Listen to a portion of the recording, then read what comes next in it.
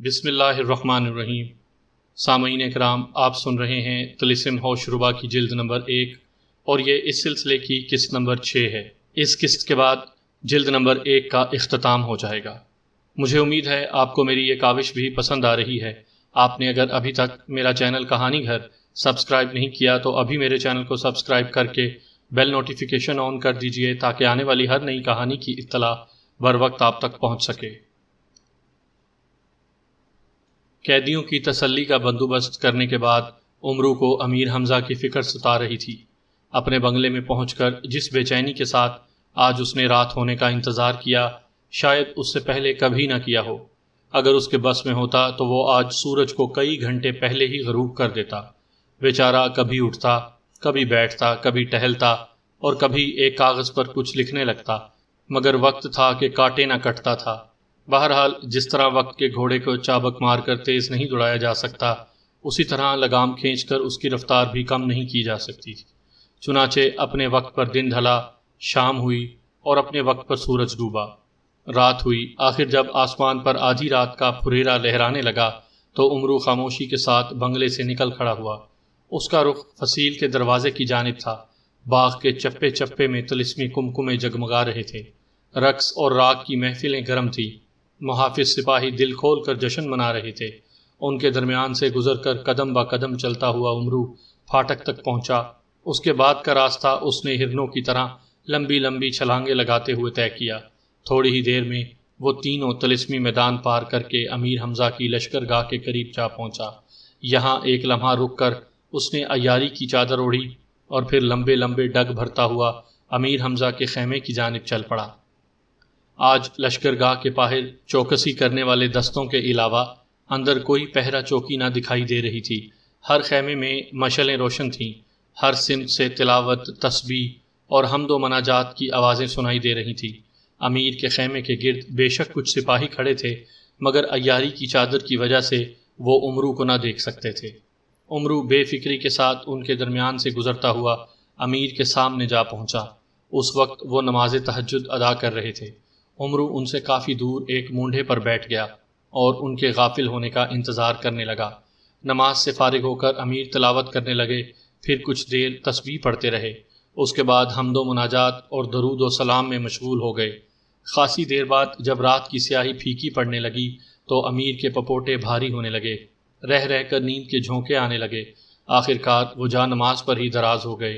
عمرو اسی موقع کا منتظر تھا۔ وہ مونڈھے سے اٹھا اور سانس روک کر امیر کی جانب بڑھنے لگا۔ قریب پہنچتے ہی اس نے اپنی زنبیل میں ہاتھ ڈالا اور طے کیا ہوا ایک کاغذ نکالا۔ کاغذ میں ایک سوئی پروئی ہوئی تھی۔ اس نے سوئی کی مدد سے پھرتی کے ساتھ کاغذ کو امیر کے کرتے میں سینے کے قریب نتھی کر دیا اور پھر جس طرح آیا تھا اسی طرح خاموشی سے باہر نکل گیا۔ بس آج لشکر میں اس کا اتنا ہی کام تھا۔ جو فکر تیسرے پہر دن سے اسے بے چین کیے ہوئے تھی وہ جاتی رہی۔ وہ طلسم کی جانب روانہ ہو گیا۔ پھاٹک میں داخل ہوتے ہی اسے ابن ادنا نظر آیا۔ اس نے اس کا استقبال کرتے ہوئے کہا، کہیے خواجہ جی، آج کیا رہا؟ کچھ نہیں، عمرو نے منہ بناتے ہوئے جواب دیا۔ امیر حمزہ پر ہاتھ ڈالنے کا ارادہ تھا مگر موقع ہی نہیں ملا۔ خیر کل سہی، آپ جس کے پیچھے پڑ جائیں وہ کب تک بچ سکے گا؟ ابن ادنا بولا۔ ہاں آج تک تو یہی ہوا ہے، عمرو نے فکر مندی کے ساتھ کہا، مگر امیر حمزہ کو آج میں نے جس طرح عبادت کرتے دیکھا ہے اس سے میرا دل کچھ پریشان ہو رہا ہے۔ کیوں؟ اس میں پریشانی کی کیا بات ہے؟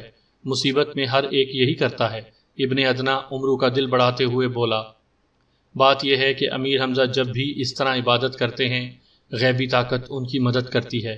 عمرو نے اداس لہجے میں جواب دیا اور پھر چلتے ہوئے بولا، خیر جو ہوگا دیکھا جائے گا، اب جاتا ہوں، نیند آ رہی ہے۔ ابن ادنا رخصت ہو کر پیلے خزانے کی عمارت میں داخل ہو گیا اور عمرو نے مسکراتے ہوئے اپنے بنگلے کی راہ لی۔ رات بھر جشن منانے والے سپاہی باغ میں بے ہوش پڑے تھے۔ ادھر لشکر میں فجر کی اذان کا غلغلہ بلند ہوتے ہی امیر حمزہ چونک پڑے۔ وضو کے ارادے سے اٹھتے ہوئے انہوں نے کرتے کا دامن جو درست کیا تو سینے میں سوئی کی نوک چبھ گئی۔ سینے پر نگاہ ڈالتے ہی انہوں نے وہ کاغذ دیکھا جو عمرو ان کے گریبان میں نتھی کر گیا تھا۔ انہوں نے یہ کاغذ نکالا اور شمع کے قریب پھیلا کر غور سے دیکھنے لگے۔ لکھا تھا، اے امیر حمزہ، جن ظاہری حالات کو آپ اپنے خلاف سمجھ رہے ہیں وہ ایک سوچے سمجھے منصوبے کے مطابق آپ کے حق میں ہیں۔ آپ کے فرزند اور سردار ہر طرح سے خیریت سے ہیں۔ طلسم کی فتح حیدر کرار کی تلوار کے بغیر ناممکن ہے۔ حضرت خضر علیہ السلام کے ذریعے اسے حاصل کرنے کی کوشش کیجیے، اس کے بعد ہی طلسم کا رخ کیجیے۔ احتیاط رکھیے زبان سے اس بارے میں ایک لفظ ادا نہ ہو۔ طلسم کے ارد گرد منہ سے نکلنے والی ہر بات طلسم میں موجود لوگوں کو معلوم ہو جاتی ہے۔ فقط آپ کا غدار عمرو عیار۔ یہ تحریر پڑھتے ہی امیر حمزہ خوشی سے اچھل پڑے، پریشانی اور اداسی جاتی رہی۔ اطمینان کے ساتھ وضو کر کے انہوں نے نماز فجر ادا کی اور اس کے بعد یہ نیت کر کے سجدے میں گر گئے کہ جب تک مطلب حاصل نہ ہوگا سر نہ اٹھاؤں گا۔ زیادہ دیر نہ گزری تھی کہ ان کا دماغ خوشبو سے معطر ہو گیا۔ اسی لمحے انہیں اپنی پیٹھ پر ایک تھپکی محسوس ہوئی۔ وہ سمجھ گئے کہ دعا قبول ہوئی۔ سر اٹھا کر جو دیکھا تو سجدہ گاہ کے سامنے حضرت علی کی تلوار جگمگا رہی تھی۔ اس کے قریب ہی ایک بازو بند بھی رکھا تھا جس میں اسد اللہ الغالب کے الفاظ نقش تھے۔ امیر نے بے ساختہ ایک سجدہ شکر ادا کیا اور پھر خیمے میں چاروں طرف نگاہ دوڑانے لگے۔ خیمے کے اندر ان کے سوا اور کوئی نہ تھا۔ وہ سمجھ گئے کہ حضرت خضر تلوار پہنچا کر رخصت ہو گئے ہیں۔ سورج طلوع ہو چکا تھا۔ طلسم کے اندر چند پہرے داروں اور قیدیوں کے سوا سب لوگ نیند میں مدہوش تھے۔ رنگ محل اور باڈی گارڈ کے باغ میں سناٹا طاری تھا۔ اچانک طلسم کے فصیل سے شور بلند ہوا، ہوشیار، حمزہ طلسم کی جانب بڑھتا چلا آ رہا ہے، ہوشیار، حمزہ طلسم کی جانب بڑھتا چلا آ رہا ہے۔ یہ آوازیں اتنی زوردار تھیں کہ آنے واحد میں سویا ہوا باغ اور رنگ محل سب جاگ اٹھے۔ ابن ادنا بھاگا ہوا عمرو کے پاس آیا، اسے سوتے سے اٹھایا۔ عمرو نے اٹھتے ہی داروغہ قید خانے کو طلب کیا۔ داروغہ آیا تو عمرو نے اسے حکم دیا کہ فوراً سارے قیدیوں کو لے کر فصیل پر جا پہنچے۔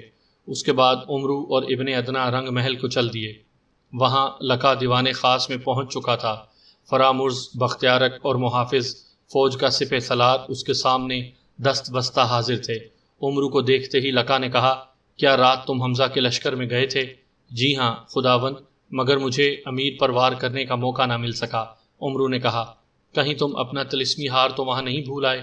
لکا نے عمرو کو گھورتے ہوئے کہا، امیر حمزہ طلسمی میدانوں سے گزرتا ہوا فصیل کی جانب کس طرح چلا آ رہا ہے؟ عمرو نے اپنے کرتے کے اندر چھپا ہوا ہار نکال کر لکا کے سامنے پیش کرتے ہوئے کہا، ہار تو میرے بھی پاس ہے، ضرور کسی غیبی قوت نے امیر کی مدد کی ہے۔ اب ہمیں کیا کرنا چاہیے؟ لکا نے کہا، خداوند فکر کی ضرورت نہیں، میری ہدایت پر قیدی فصیل پر پہنچائے جا چکے ہیں۔ اگر امیر حمزہ فصیل کے نیچے تک آ پہنچے تو قیدیوں کے سروں پر تلواریں رکھ کر ہم انہیں معاہدہ کرنے پر مجبور کر دیں گے۔ عمرو نے اطمینان دلاتے ہوئے کہا، بہتر ہو اگر حضور بھی فصیل پر تشریف لے چلیں۔ شاباش، لکا کے منہ سے نکلا، معقول تجویز ہے، چلو۔ یہ کہہ کر لکا بڑی شان کے ساتھ دربار کے بیرونی دروازے کی جانب قدم اٹھانے لگا۔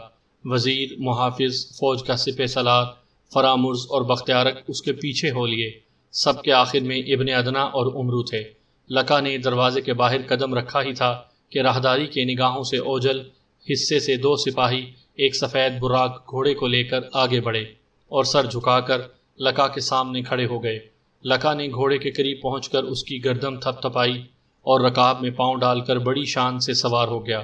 سپاہی گھوڑے کو لے کر آگے بڑھ گئے۔ اسی جگہ فوراً ہی دو دوسرے گھوڑے لگا دیے گئے۔ ایک پر لکا کا وزیر سوار ہوا، دوسرے پر سپہ سالار۔ ان کے آگے بڑھنے پر پھر دو گھوڑے لائے گئے اور ان پر شاہ فرامرز اور بختیارک سوار ہوئے۔ آخری دو گھوڑے عمرو اور ابن ادنا کے لیے تھے۔ وہ دونوں بھی سوار ہو کر لکا کے قافلے کے ساتھ چل دیے۔ شاہی محافظوں کا ایک دستہ اس قافلے کے آگے پیچھے اور دائیں بائیں چل رہا تھا۔ راہداری اور ایک حال طے کر کے وہ چبوترے پر آئے۔ مسلح سواروں کا ایک چاقو چوبند دستہ چبوترے کے نیچے ان کا منتظر تھا۔ جوں ہی یہ سب سیڑھیوں سے گزر کر نیچے پہنچے، انہیں ہر طرف سے اپنے نرغے میں لے کر محافظ سوار فصیل کے دروازے کی طرف چل دیے۔ فصیل پر پہنچنے میں انہیں زیادہ دیر نہ لگی، پھر بھی وہ اس وقت پہنچے جب امیر حمزہ حیدر کرار کی تلوار سے فصیل کے پھاٹک پر وار کر رہے تھے۔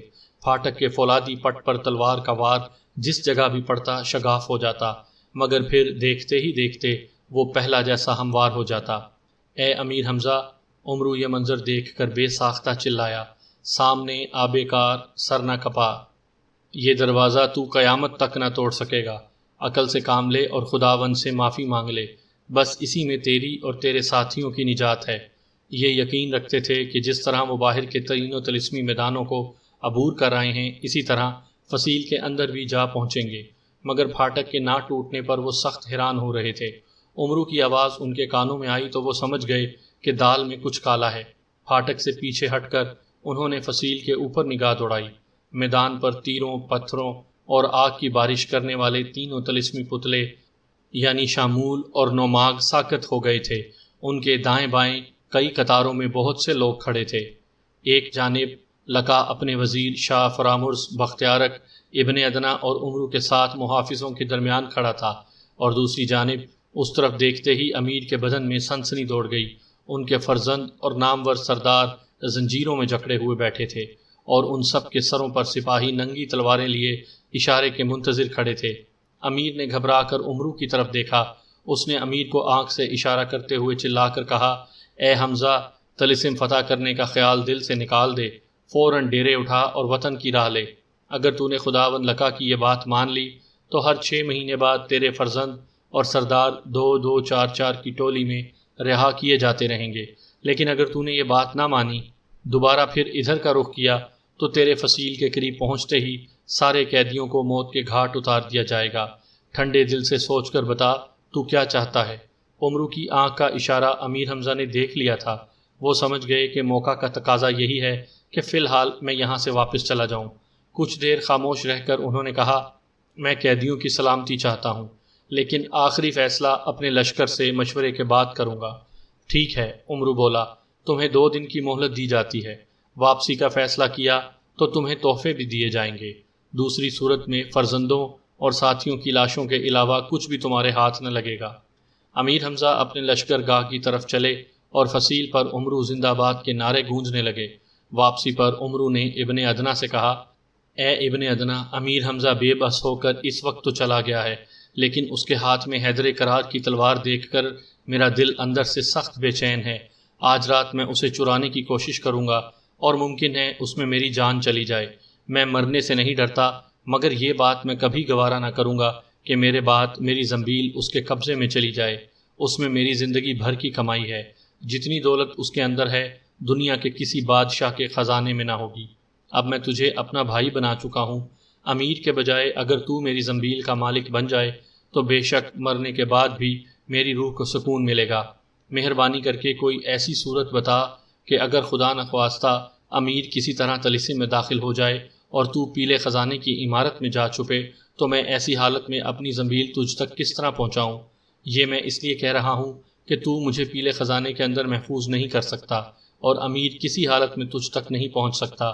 یعنی تو بچ جائے گا، مگر امیر ہرگز مجھے جیتا نہ چھوڑے گا۔ مجھے صرف زنبیل کی فکر ہے۔ زنبیل کی کرامت پر ابن ادنا کا دل ویسے ہی ریجھا ہوا تھا۔ اس کے اندر کی دولت کا سن کر اس کے منہ میں پانی بھر آیا۔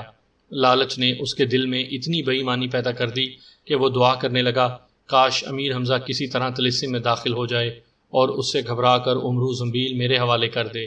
بھلے امرو اور لقا وغیرہ سب امیر کے ہاتھوں مارے جائیں، مجھے کیا، میں تو پیلے خزانے میں محفوظ رہوں گا، اور امیر حمزہ کے جانے کے بعد امرو کی دولت سے عیش کروں گا۔ ابن ادنا نے دل ہی دل میں خوش ہو کر کہا، تم اس کی بالکل فکر نہ کرو، بس اپنی چھنگلی میں ذرا سا خون نکال دو۔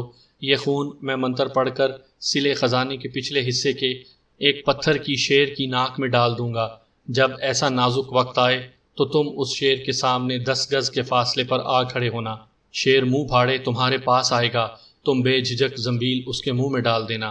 جیسے ہی شیر پلٹ کر اپنی جگہ پر واپس ہوگا، زنبیل فوراً مجھ تک پہنچ جائے گی۔ یہ کہہ کر ابن ادنا نے اپنا خنجر نکال کر امرو کے ہاتھ میں دے دیا۔ امرو نے خاموشی کے ساتھ اپنے بائیں ہاتھ کی چھنگلی پر اس سے خراش لگائی۔ خون کے قطرے نکلنے لگے تو ابن ادنا نے انہیں خنجر کی نوک پر سمیٹ لیا۔ اس کے بعد وہ پیلے خزانے کی طرف اور امرو اپنے بنگلے کی طرف چلے گئے۔ اپنے اپنے دل میں وہ دونوں ہی خوش تھے۔ آدھی رات گزرنے کے بعد امرو امیر حمزہ کے لشکر گاہ کی طرف چل دیا۔ امیر اپنے خیمے میں ٹہلتے ہوئے بے چینی کے ساتھ اس کا انتظار کر رہے تھے۔ انہیں یقین تھا کہ وہ ضرور آئے گا اور انہیں طلسم کے اندر پہنچانے کا کوئی بندوبست کرے گا۔ وہ سر پر خود اور بدن پر زرہ لگائے ہوئے تھے، کمر سے نیام لٹک رہی تھی جس میں سے حیدر کرار کی تلوار کا قبضہ نکلا ہوا دکھائی دے رہا تھا۔ رات ڈھلی جا رہی تھی، امیر ہوا کی ہلکی سی سرسراہٹ پر بھی چونک کر خیمے کے دروازے کی طرف غور سے دیکھنے لگتے۔ اچانک دروازے کا پردہ ذرا سا اٹھا اور پھر کرکرا کر لہرانے لگا۔ ہوا کا ایک جھونکا خیمے کے اندر داخل ہو کر پھیل گیا۔ امیر چونک کر دروازے کی جانب دیکھنے لگے۔ اس مرتبہ ان کا اندازہ درست ثابت ہوا۔ امرو خیمے میں داخل ہو چکا تھا۔ جوں ہی اس نے چادر کو سر سے الگ کیا، صاف نظر آنے لگا۔ امیر حمزہ کچھ کہنا ہی چاہتے تھے کہ امرو نے فوراً منہ پر ایک انگلی رکھ کر انہیں خاموش رہنے کا اشارہ کیا۔ امیر نے اپنے جوش پر قابو پا لیا۔ دوسرے ہی لمحے امرو نے زنبیل بغل سے نکال کر دکھاتے ہوئے انہیں بستر پر لیٹ جانے کا اشارہ کیا۔ امیر اس کا مطلب سمجھ گئے۔ ان کا چہرہ چمک اٹھا، خوشی خوشی بستر پر جا لیٹے۔ امرو نے فوراً ہی انہیں پیر کی جانب سے زنبیل میں کھسکانا شروع کر دیا۔ چند ہی لمحوں بعد وہ زنبیل کے اندر تھے۔ امرو نے جلدی جلدی زنبیل کو کاندھے پر لٹکا کر بغل میں دبایا، چادر اوڑھی اور غائب ہو گیا۔ اس مرتبہ طلسم کے دروازے میں داخل ہوتے وقت امرو نے چادر نہیں اتاری۔ اس نے امیر کو زنبیل سے باہر نکالا اور خود اسی حالت میں پوری قوت سے بھاگتا ہوا قید خانے کی جانب ہو لیا۔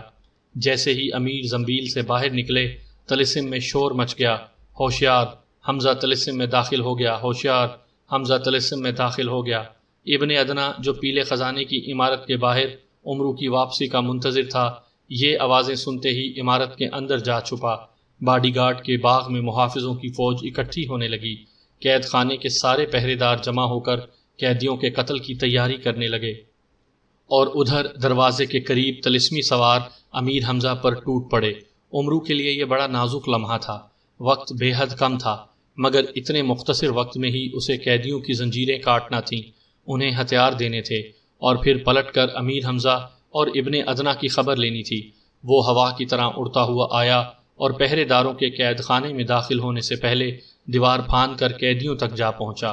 شور اور ہنگامے کی آواز سن کر سارے قیدی جاگ چکے تھے۔ اتفاق سے قیدیوں کو جن زنجیروں میں جکڑا کر رکھا گیا تھا وہ سب جادو کی تھیں۔ امرو انہیں آری سے کاٹنے میں ناکام ہوا تو جادوئی ہار ان پر رگڑنے لگا۔ دیکھتے ہی دیکھتے ساری زنجیریں کٹ کر الگ ہو گئیں۔ اتنے میں سپاہیوں کا ایک گروہ پھاٹک کھول کر قیدیوں کو باہر قتل گاہ میں جانے کے لیے اندر آیا اور حوالات کی طرف بڑھنے لگا۔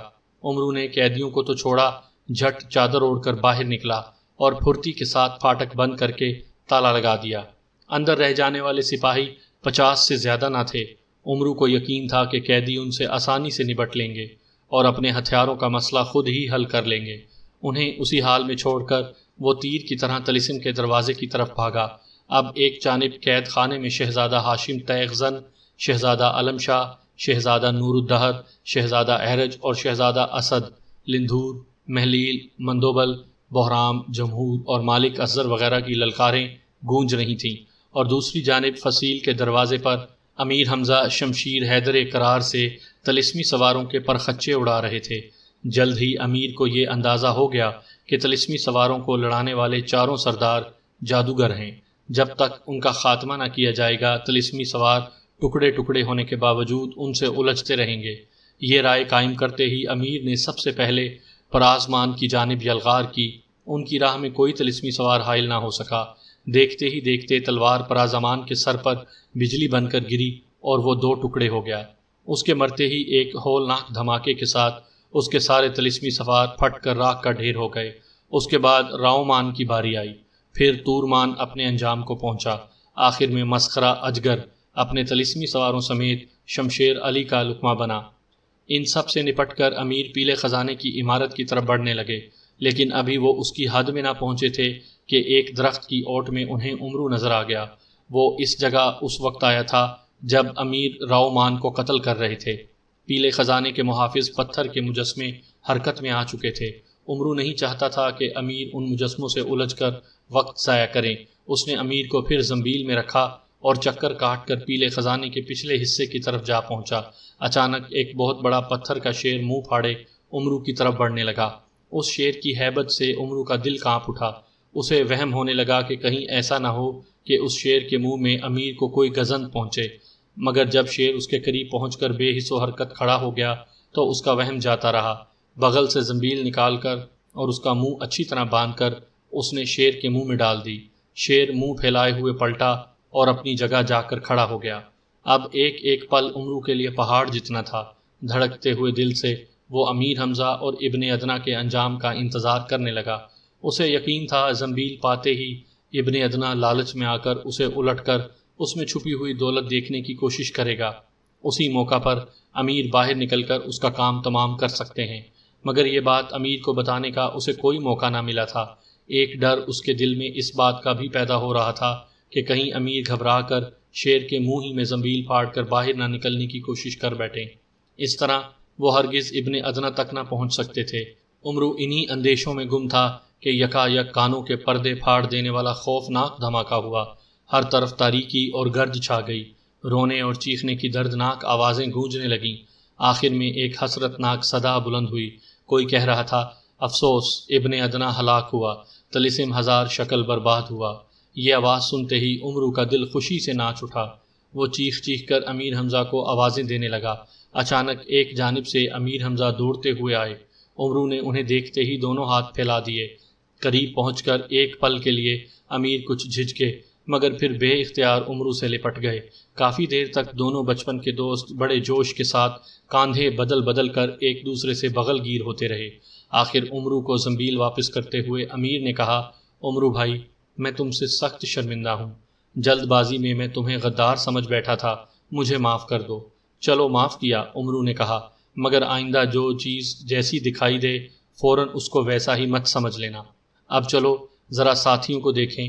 للکاروں اور نعروں کی آوازیں آ رہی تھیں۔ شاید محافظ ڈٹ کر لڑ رہے تھے، کہیں لکا ان کی بہات سے نکل نہ جائے۔ یہ کہہ کر عمرو باغ کی سمت دوڑنے لگا۔ امیر بھی حیدر کرار کی تلوار ہوا میں لہراتے ہوئے اس کے ساتھ ہی ہو لیے۔